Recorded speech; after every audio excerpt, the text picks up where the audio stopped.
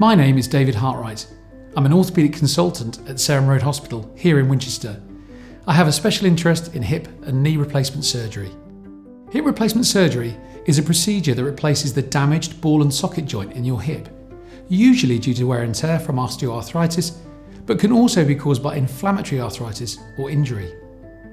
It can make a huge difference in relieving pain, improving your movement, and getting you back to enjoying the things that you love. While hip replacement is routine, it's still major surgery. The operation itself lasts about an hour and can be done under general anaesthetic or a spinal block. The worn out parts of the joint are removed and replaced with an artificial joint made from high quality materials like stainless steel and ceramic.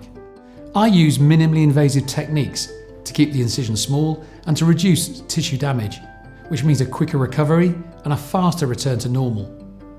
With improved anaesthetics and pain management, most patients are walking on the same day and can go home within 2 days. Around 10 to 20% of patients even go home on the same day. Most people can return to work and drive within 6 weeks, and after about 12 weeks, you can start getting back into sport. If you'd like to come and see me for a consultation, you can book in online or contact Sarum Road Hospital directly.